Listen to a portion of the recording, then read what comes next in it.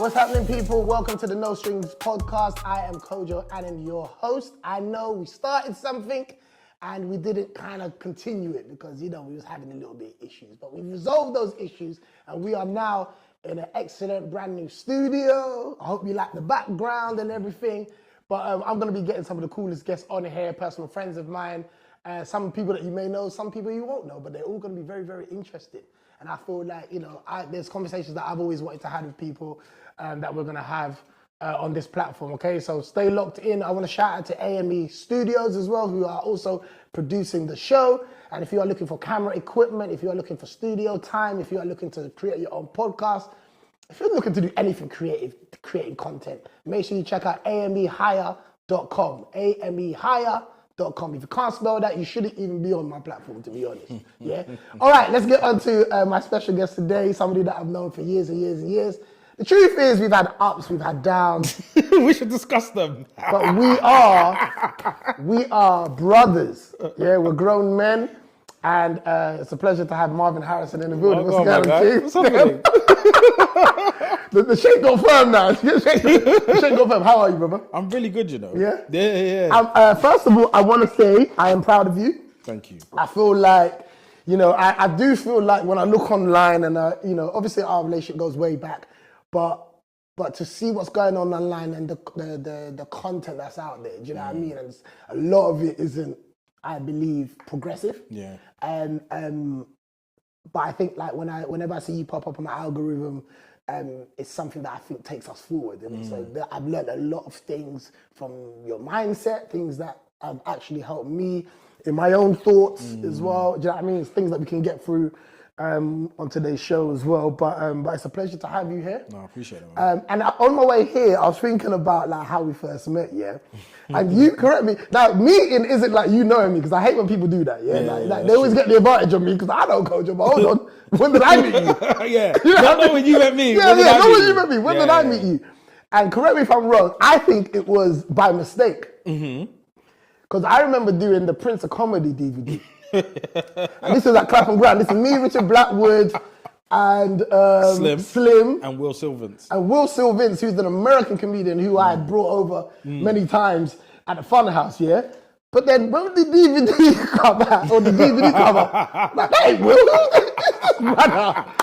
And it was Marvyn. That's the sickest. And that's the sickest. Marvyn kind of just like sliding up in there. Yeah. But how did that even take place? That's the crazy. I feel so funny we're having this conversation for the first time. But basically, Carl Ramsey. Yeah, Carl. Yeah. I'd met him through doing verbal intercourse, which was basically a porter cabin in Kilburn, and we would sit and discuss things. How old was you back then? I'd have been 18, 19. 18, interesting. And we were doing this on a regular basis, and he was like, I'm doing this event. He was doing it with, I believe it was Nolan at the same time as well. Yeah. That's right, because Flowetry was on the show as well, weren't they? Yes, they performed. Yeah, so I was doing it with I was around him, and then he basically just became a mentor. I was just like, wherever you're going, I'm coming. Whatever you're doing, I'm down. Because this was the first black man that I had met up close who was like working, right? Trying to create something. Yeah. So I was like the assistant helper doing whatever. And he said that you're dark skinned, he can't get here, he can't fly him out. You're dark skinned, you look a little bit like him. Could you do this photo shoot? This is it. And you know what's crazy, right? Is I had no idea about the magnitude of what it was. It's like if you say, Marvyn, could you just stand and take a picture for me? Man. Listen, I turned up on the day and Richard's there, Slim's there, and you were there. What's really interesting is my mum maybe had seen you somewhere. And at the time, he was the young upcoming comedian. And she was like, oh yeah, I've seen him before. So I had that level of awareness.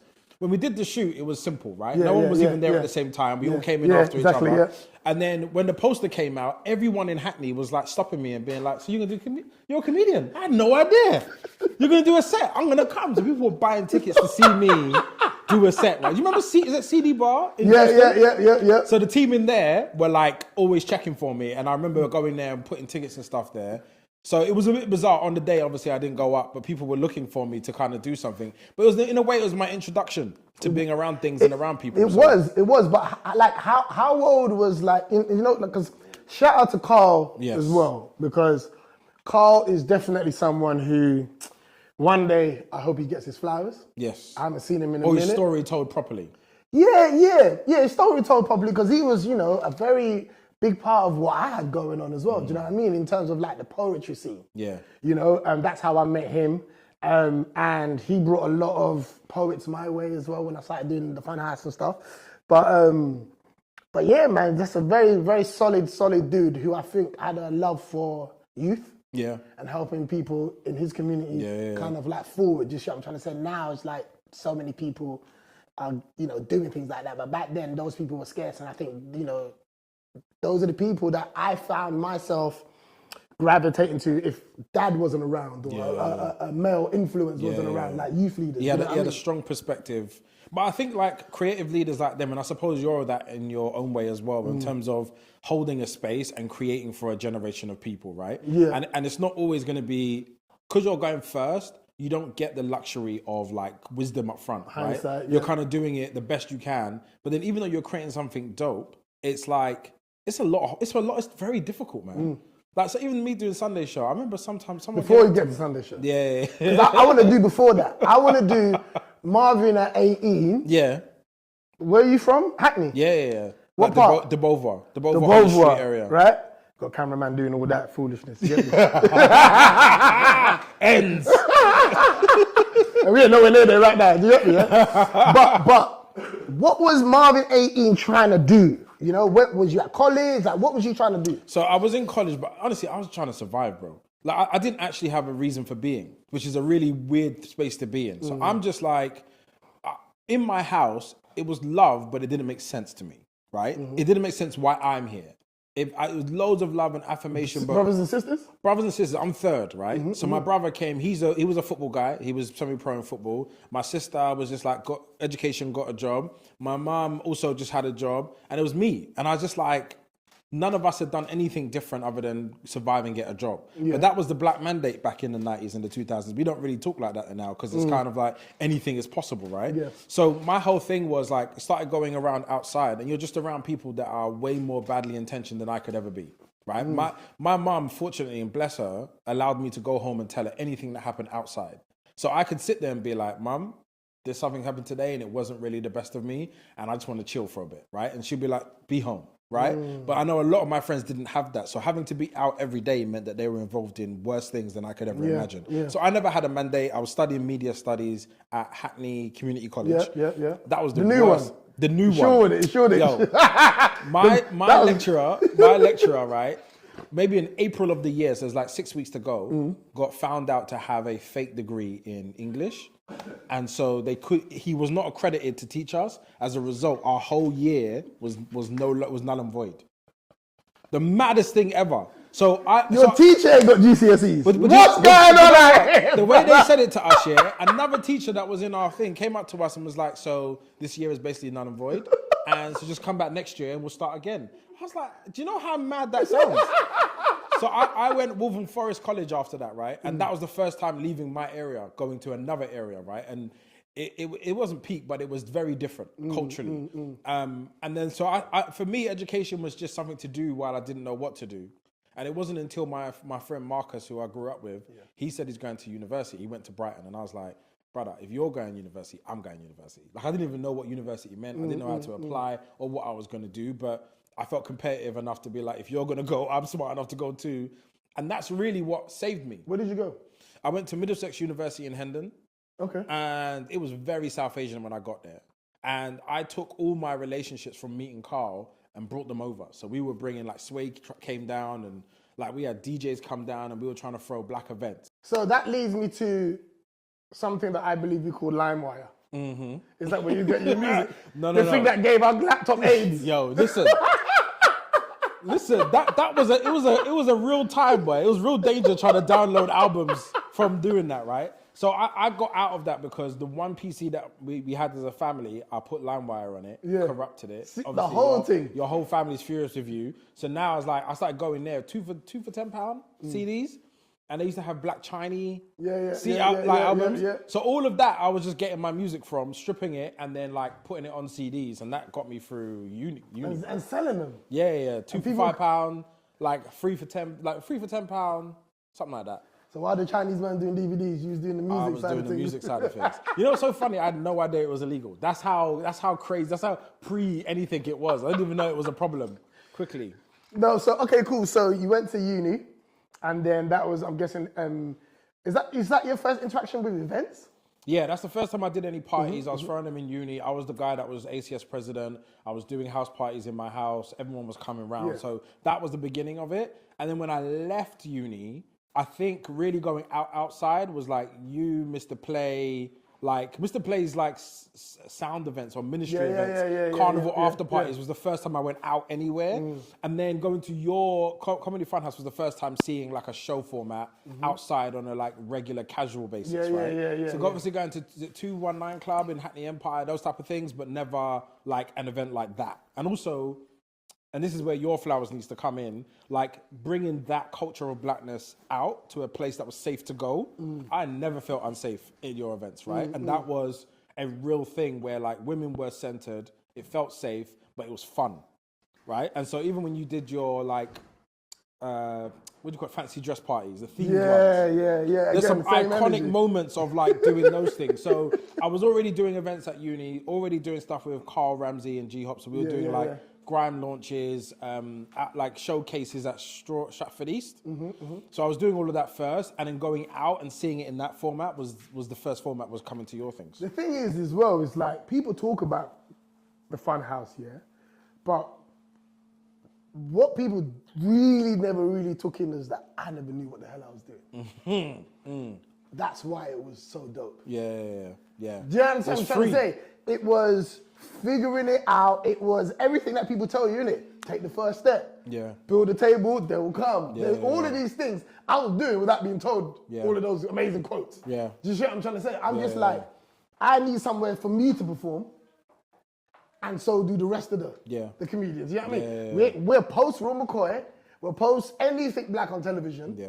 No Desmonds, no reason to sit down with the family no more. We got to figure it out. You really had to be funny, I think, in my generation, because TV had gone. Yeah. Like previously, it was like, yeah, man, like, you know, oh, we've seen him on this, we've seen him on that. Nah, bro, you know him. Yeah. Because he's part of the man them. Yeah. Like, that's it. That was our credits. You see what I'm trying to say? So I was building that, but it started off with, this is somewhere that I can perform and I can bring on everyone else. I had no real event. What's it called? Like me and Reggie went to New York and hang out with Will Silver Vince in New York, and he took us to Boston Comedy Club. Sure. And me and Reggie was like, this is just Mike Epps, Kevin Hart. Like they weren't who they was then. Maybe Mike Epps was. Yeah. But Kevin wasn't. You see what I'm trying to say? Robo, Rob Stapleton, like all these Def Comedy Jam guys.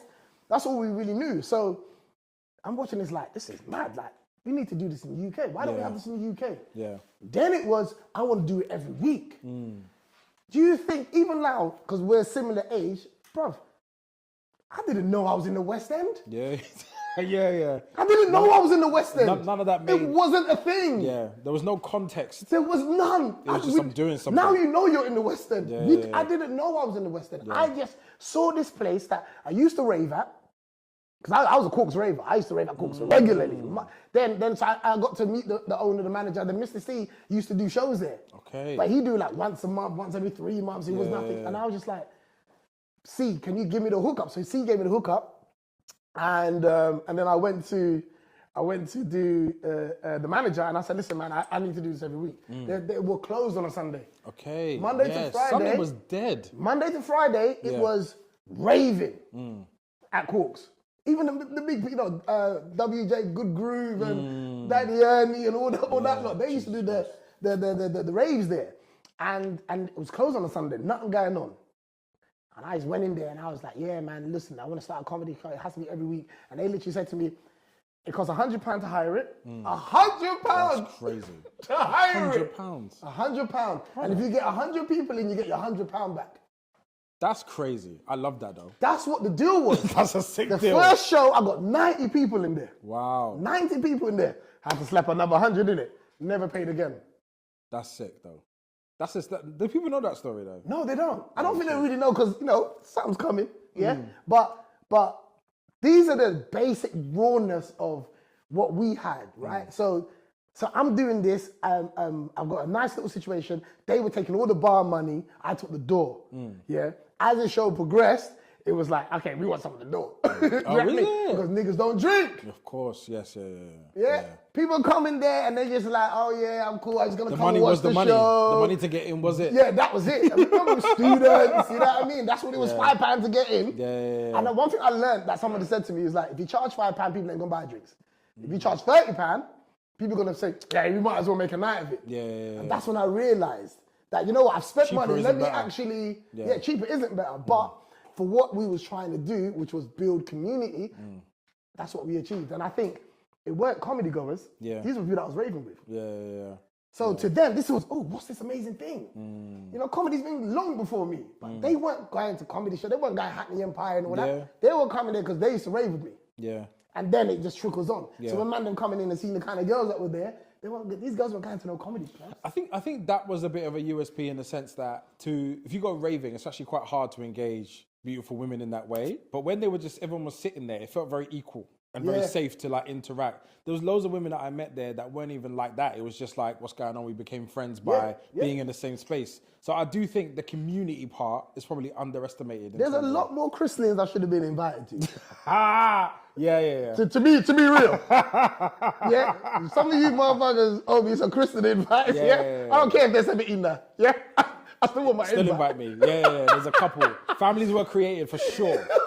But I think ultimately that's kind of what it was, right? That's what Corks was. Corks was a place for me to come and to do my thing, bring everyone else with me. We was raw, we had no TV, we had to do something to be remembered. And also, you know, I used to add on different bits, right? The blind date stuff. Do you know what I'm trying to say? And I used to come down there, I used to give away like TVs and shit like that. Do you know what I mean? Because now I'm doing a show with Reggie.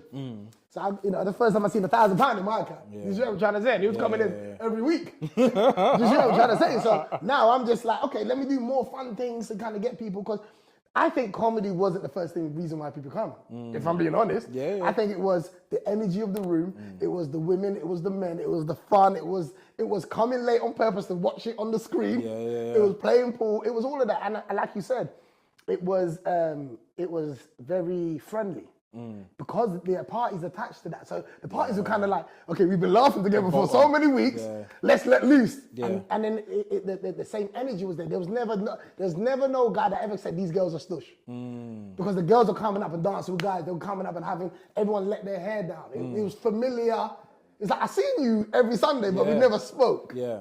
Kind of vibes. Look, I think a large part, and this is what's probably missing now, right, is that all of that stuff has been created online, but there isn't a physical space to go and have that type of energy. And in essence, it was like the birthing of a time. So there's like a group of people that all know each other from socializing in the same kind of spaces. And there are people that are still in my life today. So that's what I think the value is in having those spaces. So that was going on, and then you brought Sunday Show in. Yes. What was Sunday Show for people that don't know, and what was the energy behind it? What was the reason? So Sunday Show for me was about music originally, right? There's a couple of catalysts. One, I came to your show once and I couldn't get in, and it not from a place of like, oh, I couldn't get in. I mean, like, it was packed. I couldn't get in, and I was like, I want to go somewhere. I'm out and I want to be somewhere right now, and there's nowhere to go, right? And I was like, the amount of people that I left outside every single week, alone, we can just go to a bar and sit together and have a vibe, right? And then I've known Napa since I was in school. So school time. So you all went to school together? I went to the same adventure playground, and we grew up in Freshfield Adventure Playground in Hackney, right? And so I've known him forever. And then one time I see him on the bus and he's like, oh, I'm MCing. And I was like, yeah, right. And then I see him another time and he's like, I got a song coming out. And I'm like, yeah, right, cool, man. Cool in your song. And then, but he was always like the nicest guy in the world. He is. And then one time he was like, I'm doing my birthday. And I was like, well, I'll throw it for you, right? And so we threw his birthday. We had about 100 people in Clerkenwell House. We threw a great party. And then we were like, we could do something here. And then I went back to see your show, and Jamie Howard was on stage. And I just found him an anomaly. Like he was so risque, so rude, and so disrespectful, right? As a comedian. And I was like, I could watch you every week. And that was the sentence that was in my head. And so we was joining our music world, me and Napa coming together, that comedian that we saw. It's like, you're the host, we'll promote, and like we'll put music on basically. And then as time went on, we started doing game shows, we started adding comedians, and it became this multifaceted format. I think the real goal of it was like a place for me to go. It was super personal. There was not much sophisticated That's how to often it. these things start, though. Yeah. Same as me. Yeah. What it became though was capturing a particular time in music. So I think 2007, 8 to 2012, I think we captured a particular time in music, and loads of people came through our show. What kind of artists came through, like in terms of like music? So we were really lucky. So Ed Sheeran did our show maybe 8 times. I think he's the biggest export. I think Mo the Comedian's the biggest comedian export that came directly from our show. Wretch 32 did his launch there. We did Chips party with Chris Brown. We did concerts. We did Nicki Minaj party. We just did stuff like as much. We did J. Cole did a show for us once. Omarion did a show for us once. Like all the US acts that would be here on touring would come because that was a home. And the thing I think we had benefit to us, we were in sound by the end. One Leicester Square, it was called. Oh, the big sound. Yeah, the big so we started off in Clerkenwell House, 100 people. But wasn't you not like... Strawberry Moons That's was it. second That's place. what I was going to say, yeah, Strawberry. And Strawberry Moons was 500, but they didn't hate us, but they found it very difficult, right? So they loved us and they wanted us there, but again, the money thing on the bar wasn't particularly huge. Yeah. They got 400 people in there. They're making like £1,200 on the bar, but they need 6 security guards. So they're like, Marv, what's going on? And then after a while, we moved from there to One Leicester Square. When we went to One Leicester Square, we were cooking. Okay, cool. That's when it was like 500 to 700 people at times, and you know, I think the Ryan Leslie show, we had 780 people. That's our biggest ever show we did. We did Boys to Men at O2, not Indigo. What's the one that was 4,000? Proud. We did 4,000 in there. So for me, it was more about just building this legacy. But what was really interesting, we just got to a point where there was nothing else we could do. And again, because the purity wasn't like business, we weren't doing it for business or for hype. It was just, I wanted the place to go and people really enjoyed it. It kind of burnt out in a way, like very like nicely and subtly. Like our last ever show we did had Eddie Caddy and Stormzy on it. Again, that's a cool part of the legacy. So it was a really beautiful time, and I'm really glad that we did it. And sometimes people ask us to come back, and I'm like, I don't even know what that even looks like today, right? And I think there might be something that we can do, because I think culturally a lot of people came from that time. Like even Matthew Bridgman and Taser, who are huge event organizers now, like were around that. They didn't really work for us, but they kind of were around. Matthew was my assistant for a little bit, but he was always going to be who he was, right? And I think there's tons of people that came. Castillo now, who's a content creator. We just helped and facilitated loads of careers at a really important time where there wasn't many spaces. And then shortly afterwards, it birthed into like SBTV time. So everything was online and the physical space kind of evolved out. And then black music kind of went quiet. So I don't know if people remember there was a time where it was like Usher was doing like songs with David Guetta and Neo, and that was the dance. I was on radio playing that bullshit. Is it? I love you. Yeah, like there was no like, so the underground scene was quiet, man, and it was like there wasn't much of an economy in it, and I think I didn't have the stamina to go through that period of time again, the change. And really, I was getting married. So for me, it was like, I don't even want to be out like that. I want to be home. I want to be building the other side of my life. And that's what I really focused on. So let's get to it. There was this competition between Sunday Show and Funhouse. This is where I first felt it. I'm in New York. I moved to New York. I'm in New York, minding my business. Jamie Howard goes online and says, oh, no one should go to Kojo's Comedy Funhouse anymore. It's all about Sunday Show. Yeah, because you had handed the show to someone to manage, right? Or did it stopped? I stopped. I stopped it. Yeah? No one should go, because I think someone was managing it, but I was wrapping it up. Because we stopped twice. When I think we was in Hackney for a little while. Yeah. By the remember? train station. Yeah, that's when Carl Ramsey was around as well.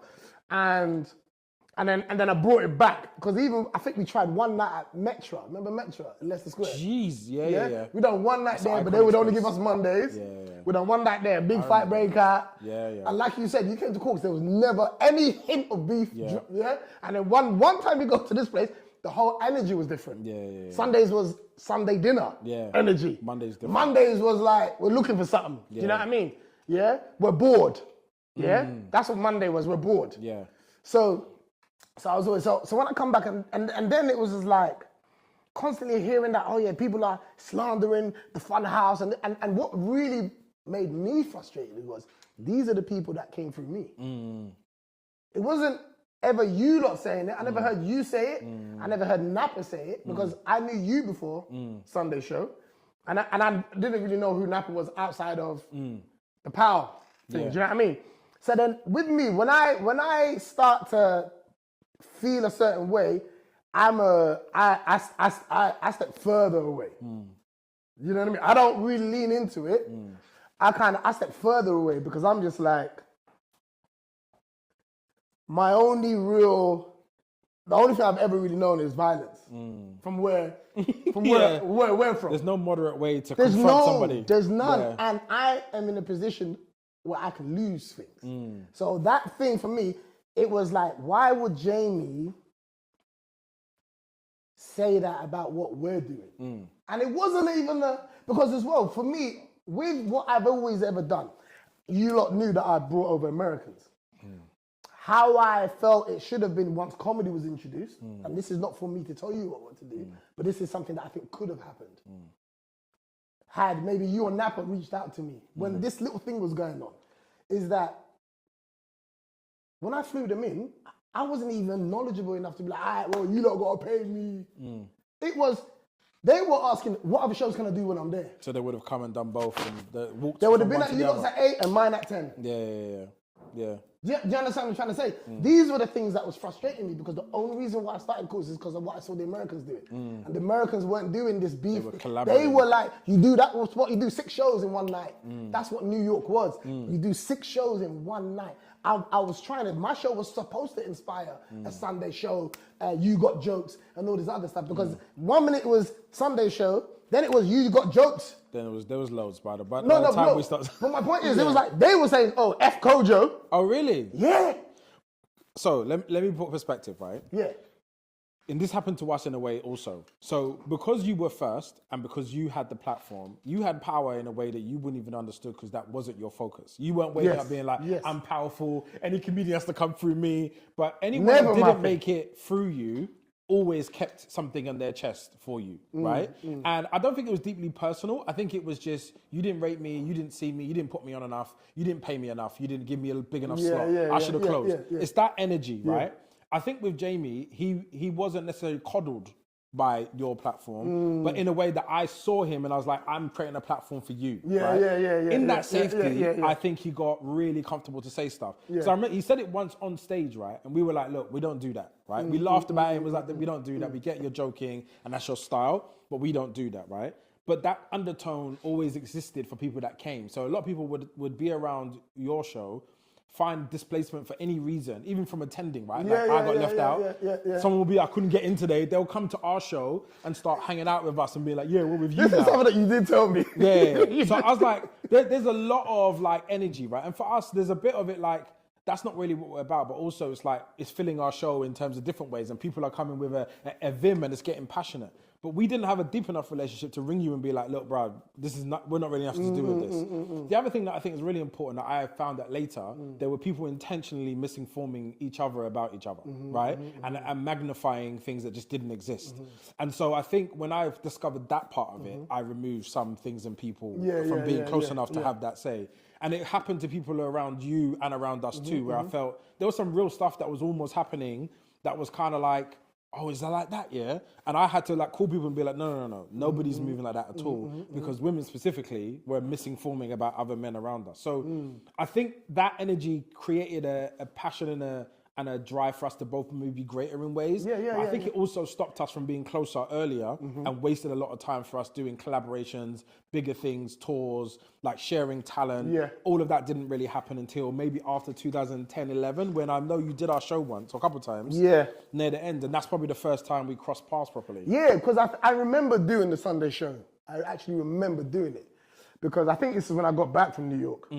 And it was a thing of, I'll tell you why I really did it. Because I think you had Cosmic. Did you have Cosmic? Yes. Yeah. Oh, I wanted to see him in person. Really? Yeah. Why? What happened? Oh, I wanted to see him in person. What happened? Because Cosmic used to be the guy that would torment me on Twitter. Yes, he was crazy on Twitter. I do remember that. Cosmic Yeah. would talk. Cosmic's my guy now, yeah? Just for clarity.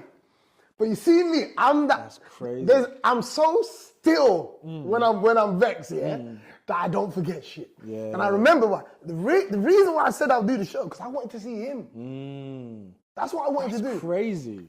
And he was the nicest person to me in real life. That's when I realized, that's one of the moments I realized, this internet thing ain't real. Yeah, it's not real. It's not real. Because you and I come from a very real place where real things happen. Yeah. And my mind switches to, oh, if that's what it is, It's that. then I'm going to, because they could never get me on the show. Yeah. Never. Yeah. But I said, yes, random, that must be threw you lot off. Yeah. And I was like, yeah, but I really come to see Cosmic. Yeah. Because I really wanted to test the temperature of somebody in real life. Like, what is it? but it wasn't a thing of he was hiding or anything like that, because that's not He Cosmic. was just nonchalant. But he didn't even know what he did. Yeah. It wasn't done with Vin. Do you know what I mean? It wasn't done with him. That's worse. So even when he comes to, yo man, you smashed it, he threw me off because I was like, bro, I've been dying. I talk to you over here. There's nothing. Yeah, but like Cosmic was mad cool. He is a really good guy. Of course he is. I remember him being crazy online and me looking at him and just thinking, why are you're so good at this? Why are you doing that? And you're outside But DJing. you have to remember, Cosmic was one of the people, because when I was at Choice, he was one of the people that I was trying to bring in. Yeah. People don't know. Yeah. Chucky, these are the people that I was trying to... That's a big deal, by the way. The amount of people that don't know where their blessings are coming from. Oh, right? yeah, exactly. And they're quick to talk crazy, but they don't understand your name is on a shortlist for something. But, Shut up. But the thing about Cosmic, yeah, outside of... And I don't hear as much from him, and I don't think that's a good thing, because I feel like there's some people that are just good DJs. They know how to DJ, and there's a good party starter. Do you know what I mean? And he's one of them. And so when I saw him do Correct to Conan, But the thing is, Cosmic was coming from a place on Twitter where he weren't in yet. Yeah, he was just whatever. He weren't in yet, right? And that's the energy that a lot of people have when they're not in. Danny Wonders. Yeah, another one. Another one. Tormenting on Twitter. Yeah. Coolest dude on earth. What's his name that used to be on Free Shots? What's his name? Marv, Taser, the Colts guy. He used to yeah. always be, I can't remember what his name is. But Another thorn in my side. Yeah. On Twitter. Wild. And then you meet them, and then like... There's nothing there. There's nothing there. So this is, again, is that in our world, you were top of the tree for many reasons, right? And I think it's just the thing of there's an expectation attached to how you show. As you said, you didn't know what you was doing, right? And we don't have elders to sit there and guide us strategically throughout the whole of the things that we're doing. But in essence, you're building proxy businesses. You're doing what DLT is doing now or whatever. And people just expect you to know everything. Know what the fuck I'm doing. To have contracts, to have like the best experience ever, to pay people more than they don't know how much you got, but you must pay people more. And they're like, you have to understand in 2010, these opportunities that you know now didn't exist. I remember somebody was complaining to me about, I said I was managing them, right? But I said, I'm not managing you for money because I don't want any money from you. I'm just saying, I'm going to look after you. Make sure that you're guided. You're around me. So I'm going to negotiate for you to make sure you're good and looked after. Anything I have access to, I'll give to you. And so I took the group of people down to, I think it was Puma, for a brand visit, right? And this is an era where Puma were sponsoring Chipmunk and that's it. They weren't doing black things. But I got them... They weren't doing black things. They weren't doing black things. I got this group of people a product each, and they were complaining. And I was like, my guys, you have to understand where this is unprecedented. They don't know who you are. They're doing it for me because I'm asking. There is no evidence that you are going to become anything. Obviously, they amazingly did. But I think how people see you and view you as a leader, innovator, the first, was pressure in a way that wasn't really fair. They expected you to have a proper setup that came with no questions asked, but no one taught you how to do that. They didn't even exist before you to be able to deliver that, and nobody was being warm about it. I think also though, I also was of the energy of, why aren't people like me? I never knew you could make money from comedy. Fair. Why is it about money? This one here before. This is you light this place up. There's other currencies that you could be getting. Because check this out. This place is Ram. Kojo ain't making a penny. Most nights. Because our TV money coming in. So this wasn't it, but it was because there was something People don't know that, by the way. No, but I know It's they good don't to know it. Yeah, but this is why these conversations are dope, right? Because they don't know these things. They think you know everything. I can sit here comfortably and say 9 times out of 10, the reason why someone don't agree with me or they say I don't like Kojo is because I probably said no to them for something. For something. And they might be doing well now, but they've kept that in them from when they were trying to get in. And people, I've always kept this thing of, I don't believe gatekeeping, but I always think respect what you're trying to get into. Respect it. That's all I ever knew. I don't know Chappelle and Kevin Hart and all these people because I was going in there telling them how funny I am and I'm making it about what I got going on. I came with something to offer. I said, what can I do for you guys when you're in London?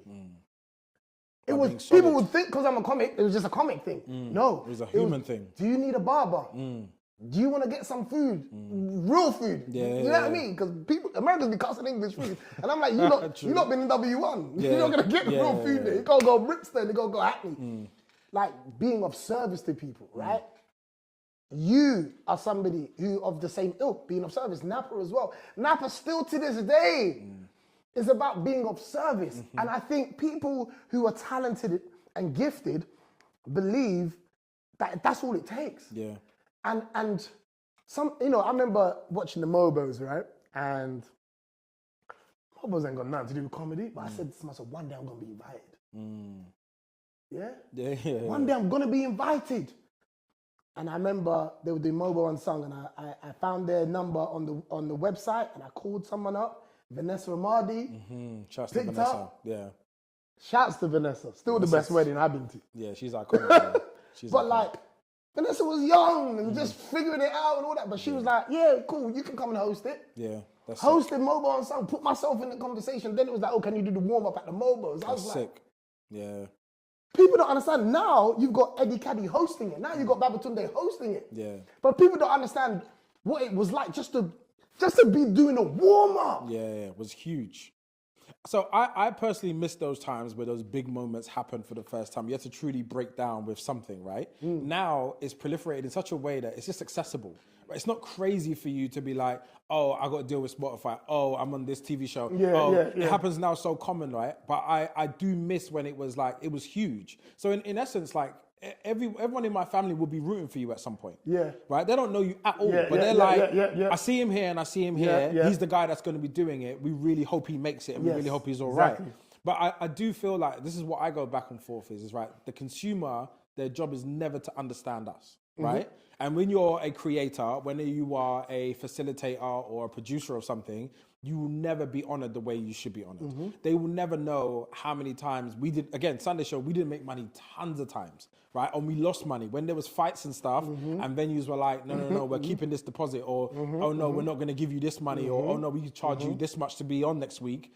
And for us, it was like our loyalty to the community that had been there. We didn't want to stop because like people wanted to come every single week. So we made tons of sacrifices, but their job is not to care, right? Their job is to be entertained or not. So I had to detach away from the opinions of individuals in that time, just to enjoy the little piece that I was enjoying, right? And whenever it did become really fruitful, that money would be needed for so many other things to keep it going. Yeah, you got staff to pay for. There's like stuff. So I think people are not ever going to understand or care that you sacrifice to put it on. I care though. So I rate that. And in essence, you created a blueprint for us to even follow, even though we didn't have proximity and access to call you for day-to-day details. By seeing that you're doing something, it was like, this could be something. So it's worth going and continuing. I think though, I just think that was a phenomenal time, and shout outs to you and Napa for creating something, because it wasn't Funhouse, it was what you guys made it. And sometimes, you know something's good when it's like, oh yeah, you used to do Sunday shows. And no,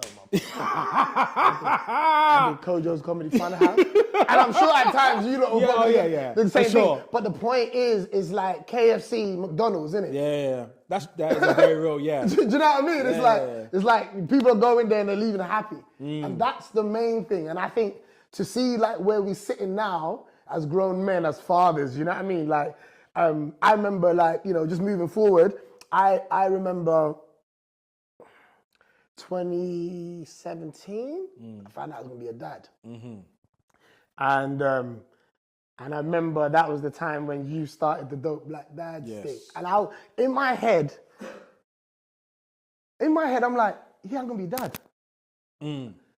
But with anything, and I think there's a footprint that I can prove, that I always, when something new comes to me, I'm always going to go and seek the knowledge. Yeah.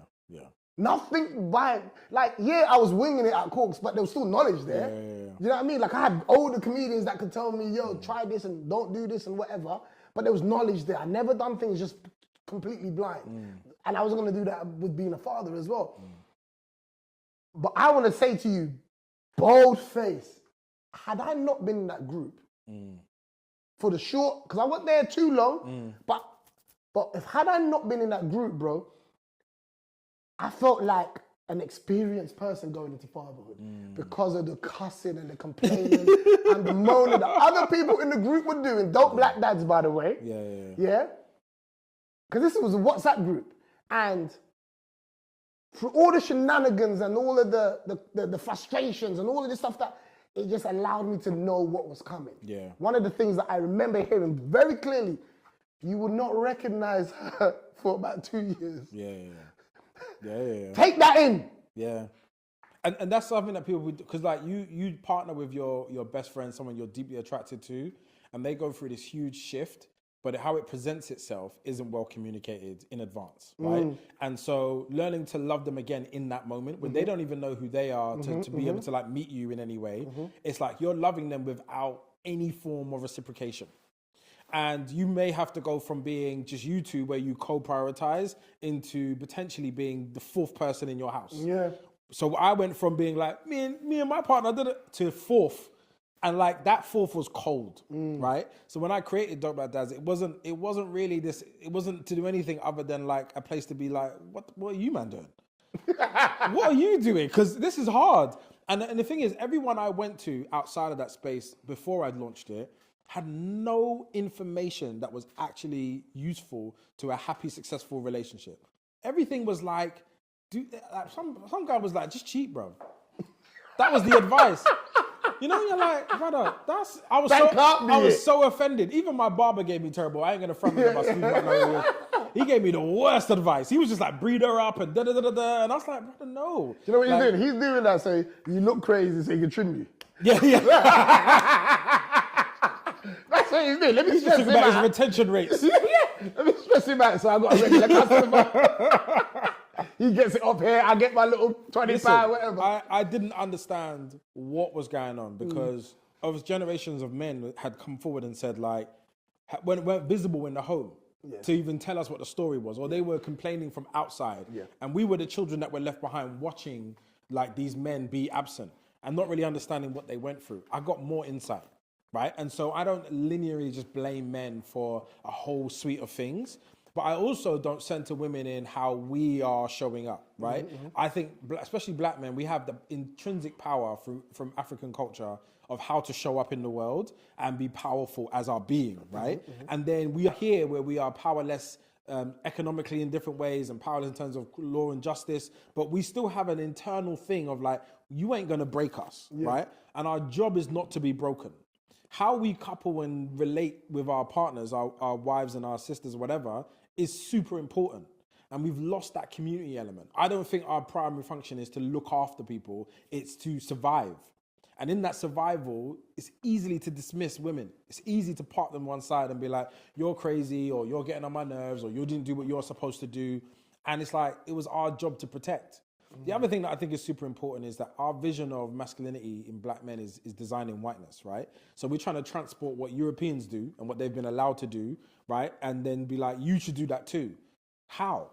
Like how? But an argument to that is we would be considered Europeans because that's all we really know. Yeah, we've got the cultural thing in the distance, because the reality is it's not really in your face. It's my parents' experience that they're trying to educate me on, but I've still not had the same.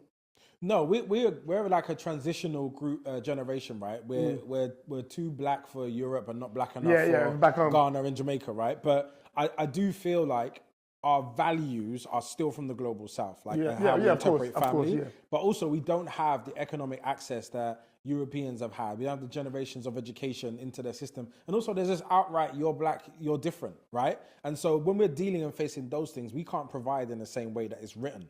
So much of it is an adaptation and us hustling in the grey to make it happen. Again, like even when you've built what you've built, if you had built that as a white man, a completely different set of funding, institutions, partnerships would have been available to you. You think if Jerry Seinfeld's going to come and do your show in a nightclub somewhere, that you haven't going to have a group. You wouldn't have a group by now that's nationwide. So I think like people don't respect like the limitations of being black in this particular country, and not limitations of what we're able to do, but limitations of what happens.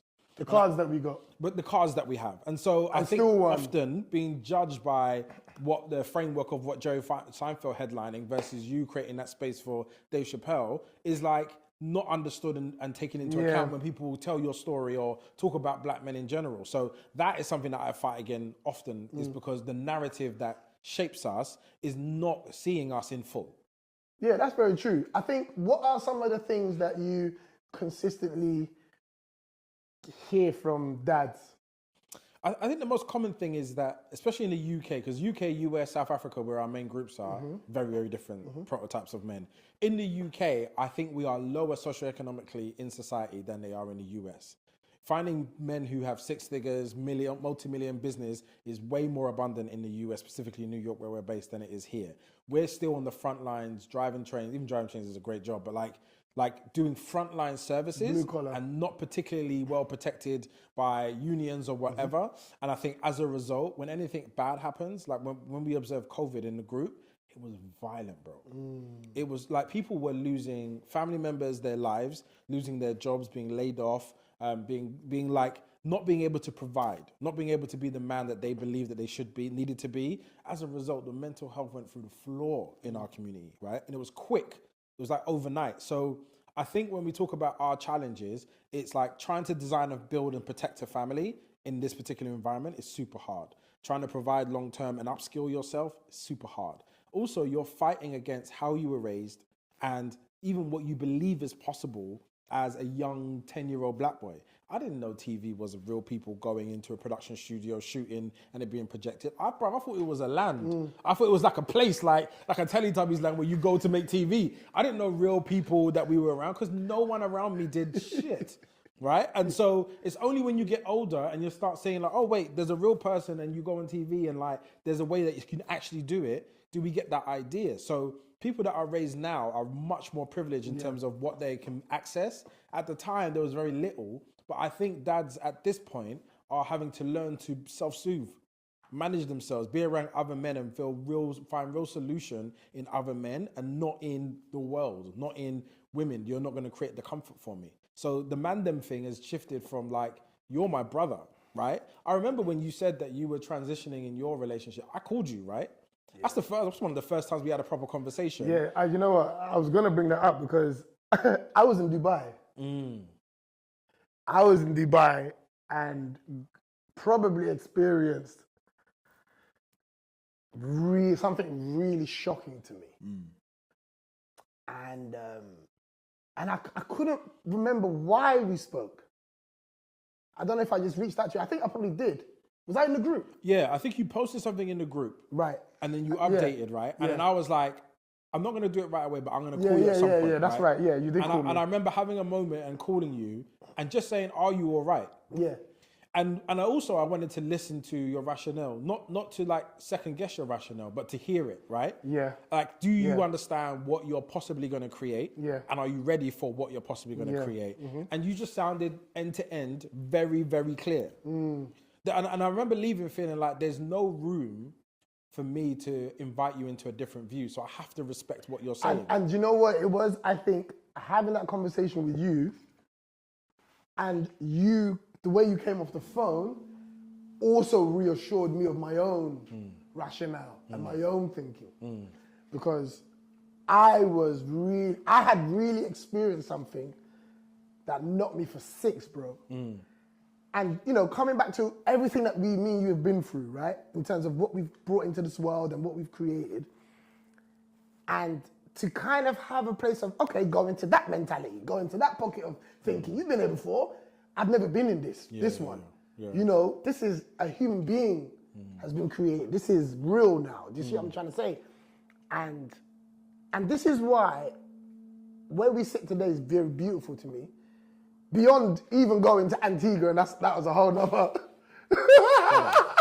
Yo, that was a hell of a time. That was a hell of a time, right? And I think God's really been working on us both. Do you see what I'm trying to say? Because we are His soldiers, and I've always believed that you're doing God's work, and I am, right?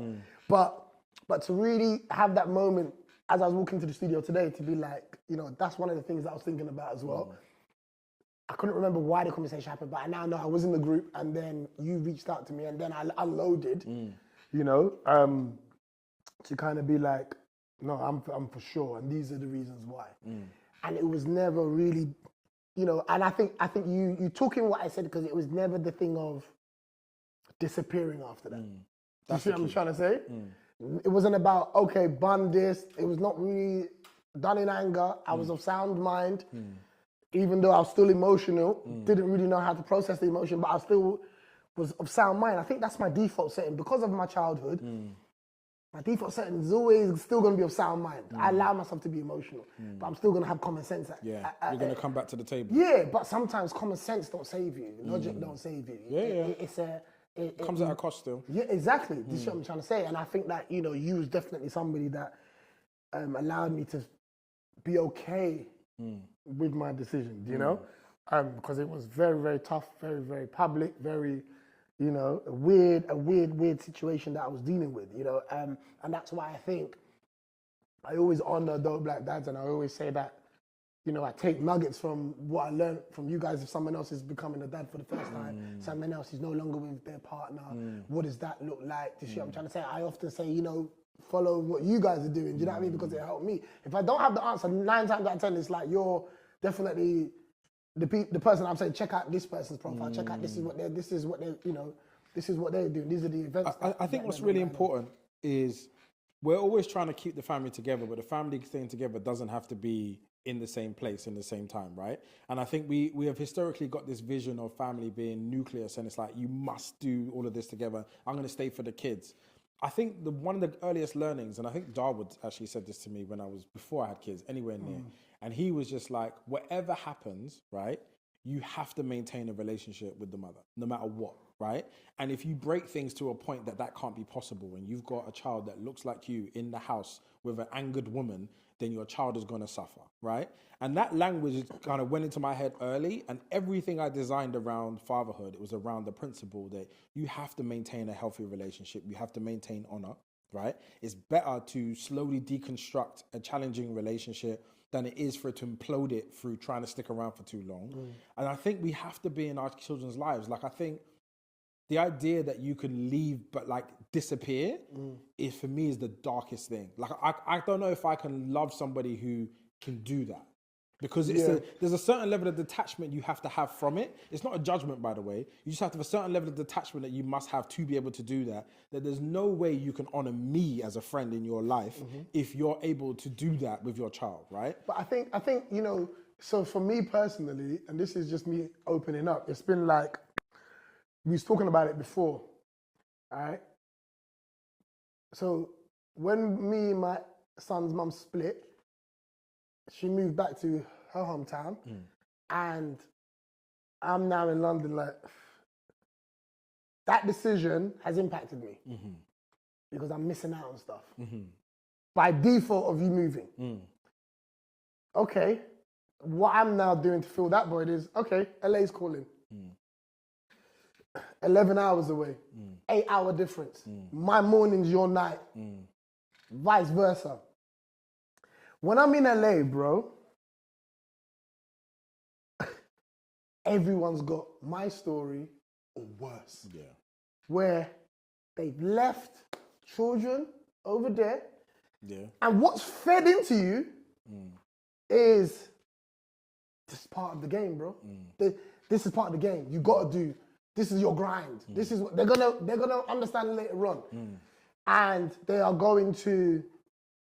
It's gonna make sense later on. You gotta come out here. You gotta grind, and you're doing it for them, and you right. And whilst 1,000 people, and I know, let's say 100,000 people pour into LA every weekend. I'm moving here. It's my big break. 200,000 just left that weekend to go back home to reality, right? And when I was constantly hearing these things, and then I'm like, yes, okay, cool. And this is the season, because I'm never going to disappear, but this is my season. That I'm going to be selfish. Son's young a little bit. This is me where I'm going to be selfish. Not selfish in a negative way, but selfish is like, that tunnel vision. Those things sound good to men. Tunnel vision. It makes you feel like you're doing something. Yeah, it's like spinning rims. It's moving, but the car ain't going nowhere. But the spinning rims going like this, and you think, yeah. Do you know what I mean? It's like, I'm going to do, this is my Rocky Balboa thing. When man's lifting up the tree and, you know what I mean? You're not using the gym. You feel like you're doing all of that stuff, and it makes you feel like a man. And it makes you feel like, okay, this is the grind. And you're also fed by, how did he make it? How did she make it? How did all these other things, right? And you're ignoring the reality of how many people actually get to tell that story. All the way to the end. Compared to the others who had to go back home and face the family. Every Eddie Murphy, there was 500,000 people that didn't get that. But people don't want that. Everybody thinks they can be that person. And LA adds creates to that. It really, makes it strokes your ego in a beautiful way. But you're sleeping on people's couches. You're crowd surfing, and they're normalizing this. They are normalizing. This is part of the thing. You figure it out. One big break, one big moment. Right, and it's like that. LA will constantly show you where you can end up and what you could be. Every day you're walking over homeless people, going to a mansion party that with somebody that just had a dream. Every day, bro, right? You're reminded of this. And then I got to a space, I did my 25th anniversary show recently where I broke down. And I broke down because I finally got to a space where I don't want to blame the game for time missed. That's powerful. I'm not blaming the game for time missed. The game don't really love me like that. How many examples do I need to be honest with myself and say the game don't love me like that? All of you guys watching this right now, you think your followers like you. They don't. They like your business. Post something or post on your stories, and that will tell you everything you need to know. It's understanding that the game is beautiful, but don't make it your everything, because the other currencies are being disappearing. I can come back with money, but the currency of time is gone. And I think what you talk about is the very Americanized approach to success, right? And I think the extremities of capitalism there makes it where you have to make it or you're nothing, right? And so people do crazy I don't come things. From that, though. That's the reality as well. I don't come from that. I don't want anything that much. And again, whenever I had that moment where I was like, I'm away from my children, I went to South Africa, right? And I was in South Africa, and for the first time, I just had perspective, right? And I'm gaining clarity. And I just sat there and said, what do I want, though? To be honest, for about 2 weeks, I was like, I don't think my children need me. I said that to myself. I might have said it to people as well. I don't get what you need from me. When I'm there, you don't seem to be particularly engaged. And I might fly overnight, do a madness to be there, and then they're just like, and they walk off. Wait, sit in that for a minute, brother. Because them 11-hour flights I was taking, bro. And my son's like, hi, Dad, and he's gone. And I never understood the power of just your presence. But my presence had never been celebrated by just being there. It's always been, what do you do when you get there? And I think I had a massive disconnect for like a month and a half where I was like, I might just move to South Africa. Like I'm making money and I can buy a house here. I almost bought a house. Like I was moving because I was just like, I don't get what I'm going home for. And then it wasn't until my mum rings me one time and she was like, oh, the kids were here and Blake needs you. And I was like, what do you mean? And he was like, he doesn't feel like himself. He needs you. So I call him. How old is he? He must have been about 3.5, right? And he was asking him and he's like, yeah. He's been normal, but I'm like, no. I can pick up on the vibration because I remember being a version of him. Not at that age, but just a version of him where you needed being channeled into. And that's my gift to him. Like I have that ability to be able to get into him in a way that most people can't. And I was like, so I got home and I was like, do you know what? I need to rebuild my life. Like I got a place and I started taking them week to week and really building up what my fatherhood was. So it's like, people don't know, I started Dope Bad Dads because I was stuck. I met other people and I was like, oh shit. We're all stuck. We're all stuck. And some of you are like really bad. Let me try and share what I know with everybody. Then I became this thing of like providing this service of like, I know some stuff, here you go. But I never solved my stuff. And then when I had to be faced with my stuff and there was nowhere else to go, it was brutal, man. Yeah. And I didn't realize how much people don't care about men, like at all. Like what I felt, what I thought, what I saw, what I was experiencing, how hard things were, nobody cared. So I was like, oh, I have to care. So I just developed a world where I was able to care, I had enough capacity, where people around me actually loved me, right? And not just what I did, and rebuild my relationship with my children. And in doing so, I can't imagine a world where I'm not in their lives on a regular basis. I could never imagine it now because it's been built. But people don't talk about, for men, the beginning parts where they're babies and that relationship isn't there because your gifts aren't needed in that way right there and then. Yeah. And so because of that underdevelopment of us as men when we're having children, we just think we can go wherever we need to go to. But we are needed like in that environment. It's the thing of making sure that your kids can be alone but not by themselves, isn't it? The shit I'm trying to say. And that thing of, like you said, learning that being around and being available is a bit more important than the details of what am I actually doing. Yes. And that's ultimately what you've said. Yeah. And for me, it's like, you know, when I'm on the road and I'm doing up all of these different, you know, touring and running around and all these different things, yeah, it's like, I'm in LA, bro, sometimes genuinely just in tears. What's moving you? Absence. Feeling like my dad. Yeah, that's a big one. Do you know what I mean? Feeling like my mother, who I didn't speak to for 10 years because of her absence. And it scared the hell out of me, Marv, that the woman who I had so much issue with growing up for various reasons, I'm becoming. But I also understood the absence as I got older because of what was delivered. So whilst there's absence in me from my son, I saw the fruits of what my mother's absence provided for me and my siblings, right? That keeps me in the middle, a beautiful middle, if that makes any sense of. There are many ways to do what I do within having time and respecting both currencies. I don't want to be the dad that gives you all the gifts but don't know you. You know?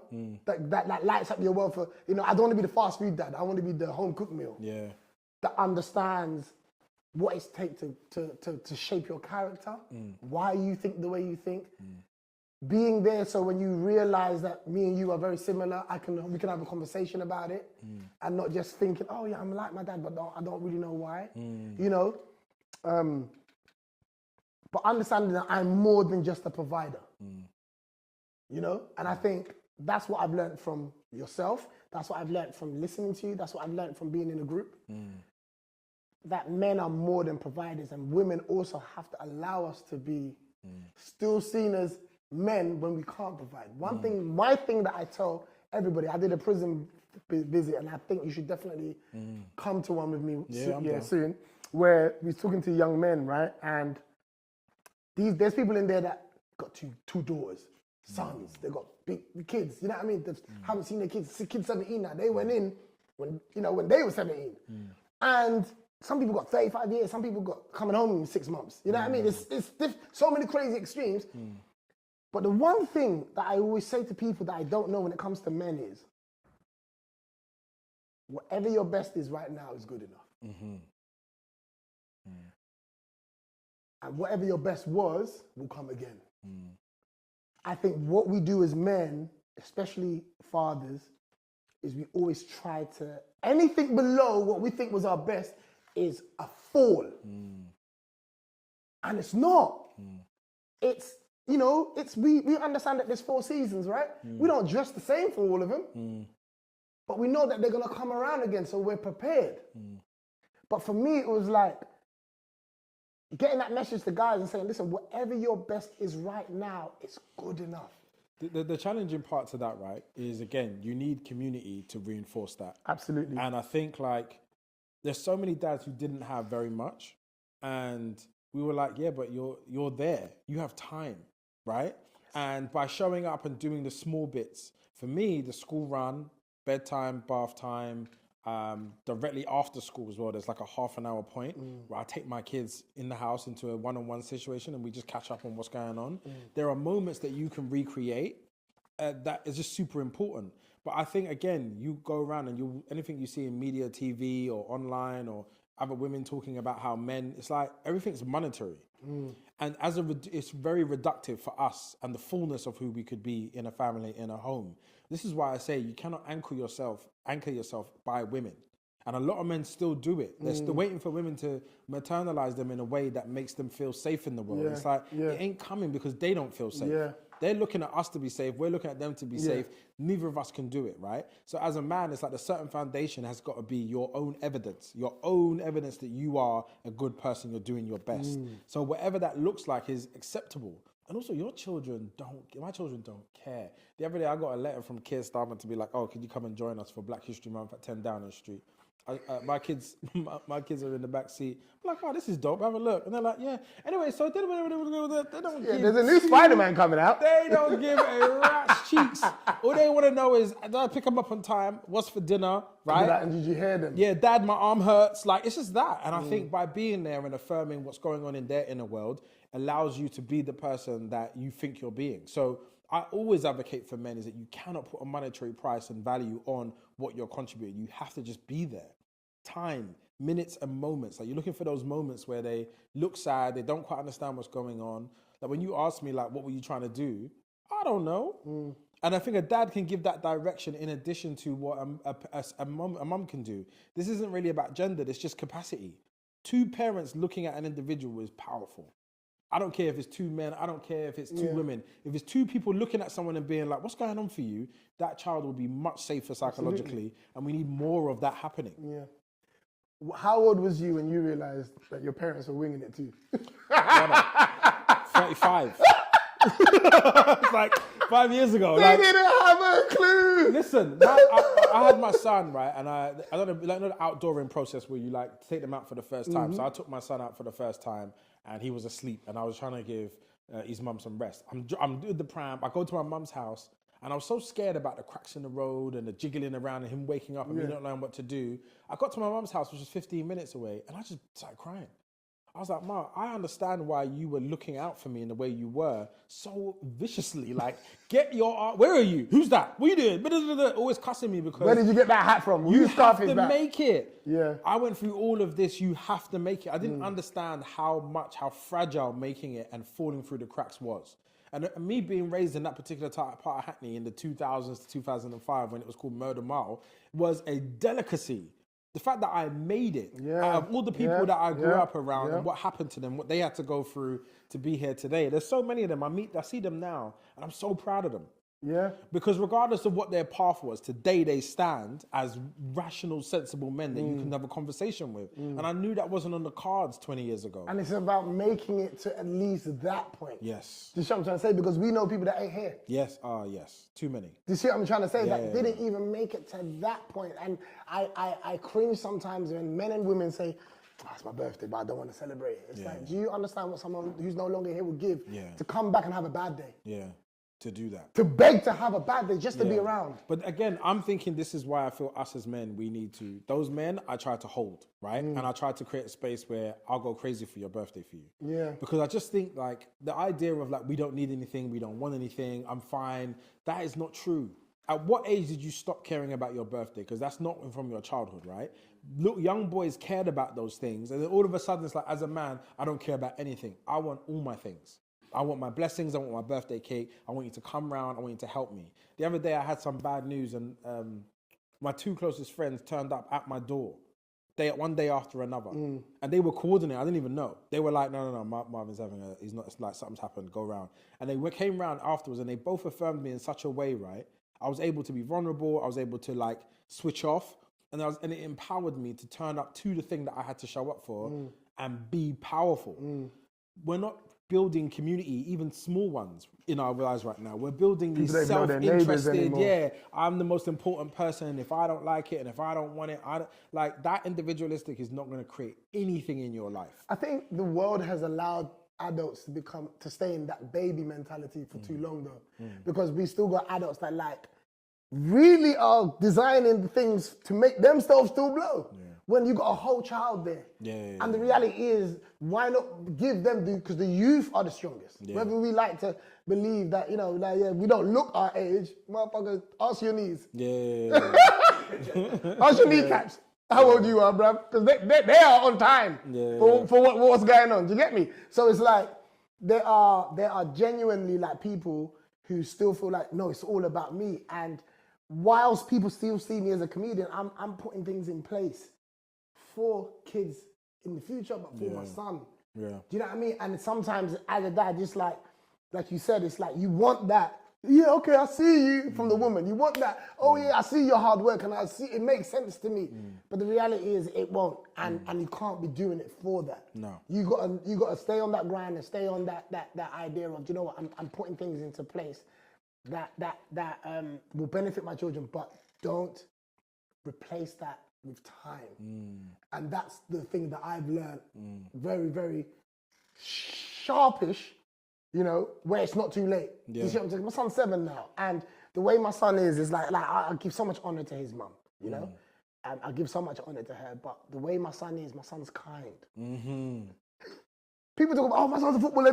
My son's kind. That's a real privilege. My son loves people. My son shares. My son's funny. You know what I mean? Like, and I'm so amazed by the little things that I noticed that I didn't notice before. You're like, okay, there's another step forward into his character. And my son's character is who he's going to be now. Because he's 7. That's it. Ain't much changing after 7. You see what I'm trying to say? Now it's just about developing those things, those little bits of his character.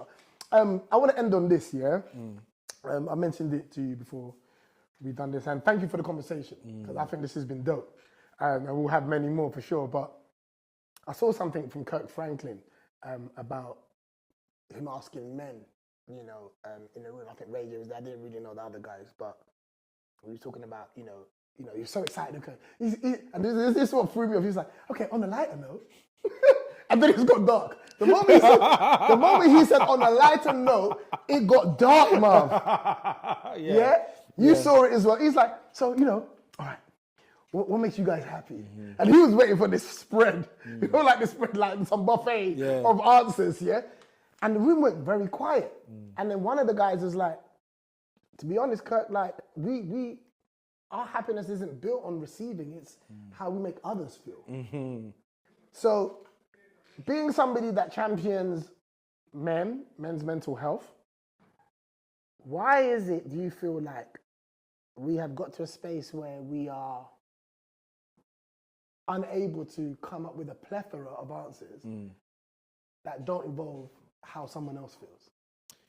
I always relate masculinity to capitalism, right? And I think for us to play an active role, we have to operate at a level of not feeling, right? You have to work a certain amount of hours, lift heavy stuff, do complicated things with your brain to survive successfully in capitalism.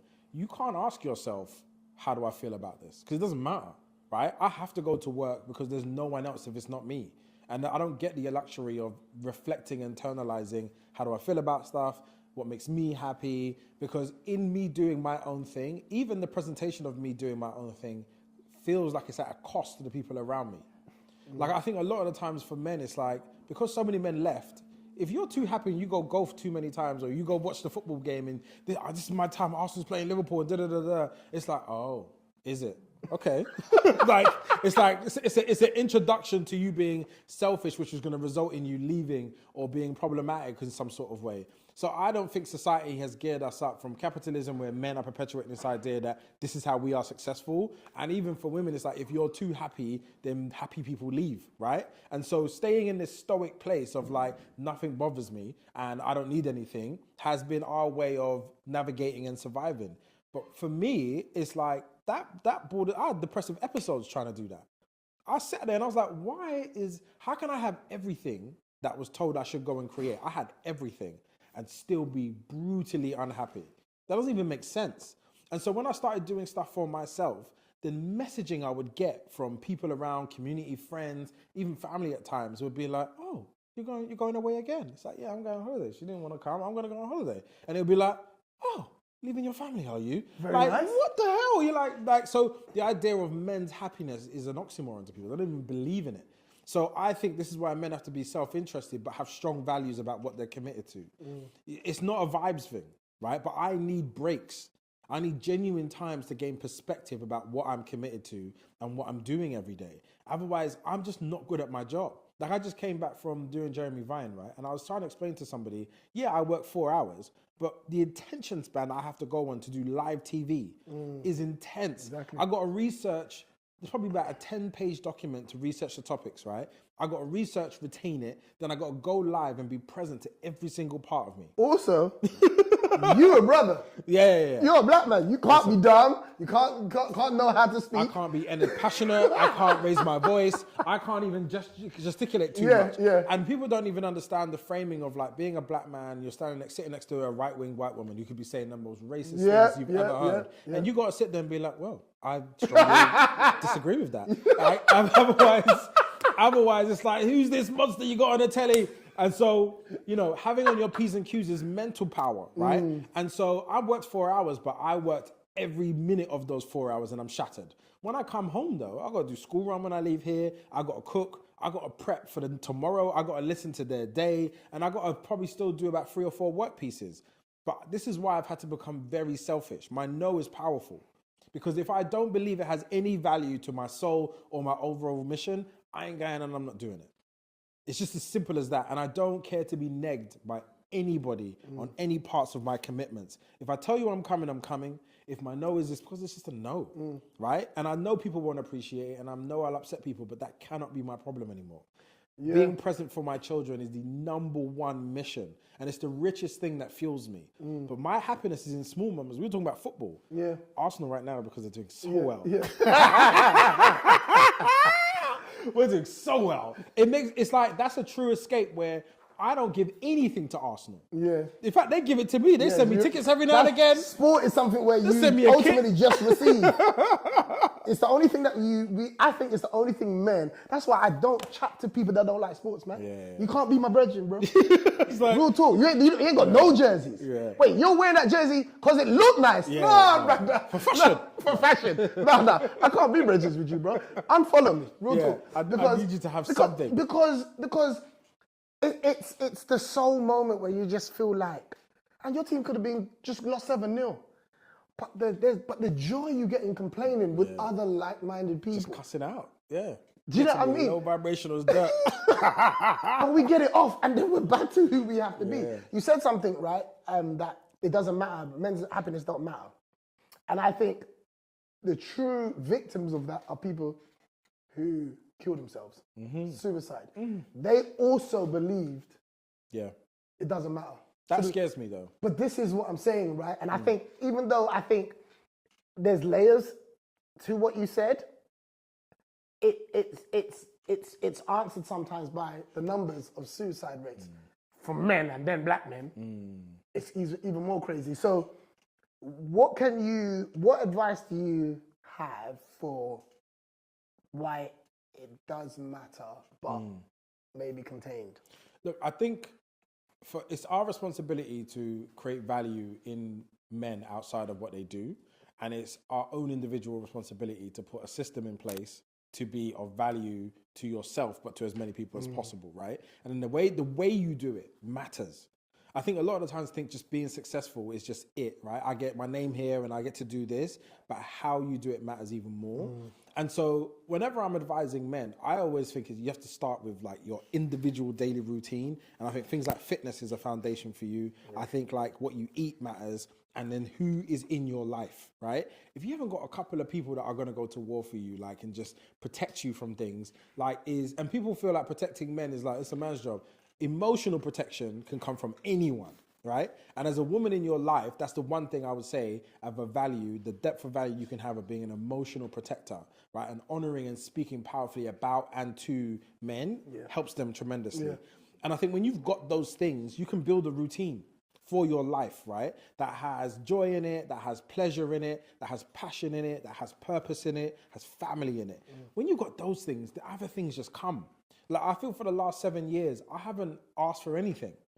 I don't have an ask, I've got it. And if I protect this and I look after this, everything else just comes. And every year my blessings have grown and grown and grown. And I think it made me double down on my way of being more so. Right? My nodes are powerful. Who I look after is deeply protected, and they are looked after until I am no longer here. And it's not questioned. And I get to enjoy what that creates, but I have a space for myself, which nobody can penetrate. It's just me. I'm going to do this for me. And I think you need to be able to have those blessings. You need to fight for them, which is usually upsetting a couple of people who believe that you should be of service to them. And brother, that is how I've been for a long time, and people don't understand it until they're in my position. Do you know what I mean? And that's the sad part of some of the things that I've experienced, is that when they're in that position, they understand now why. And that's why something my mum used to say is, most things won't make sense to people until later. So when you speak, don't speak with hoping that people get it immediately. You know what I mean? Many won't, most won't, but they will get it later on. Do you know what I mean? Brother, it's been a phenomenal conversation. Thank you very much for coming here. Now, before you go, yes, what album haven't you listened to that's on here? Have I not? Oh, I've listened to. I think maybe Redman maybe is the only one I haven't listened to that I don't know. And probably Mad Villain. Everything else I could tell you loads about, and I've listened to over and over and over again. They're the only two. My brother, it's been a pleasure. Yes, King. And let them know where they can find you on the socials. Oh, man. Yes, please come find me at Dope Black Dads. Come find me at _Nyam. That's my new food podcast. I'm going to be on there. Oh, we need to get here for sure. I'm going on there. I can cook now too. So come Nyam, Dope Black Dads, and Marvyn Harrison and everything. It's been a pleasure, man. Listen, guys, thank you very much for tuning in, okay?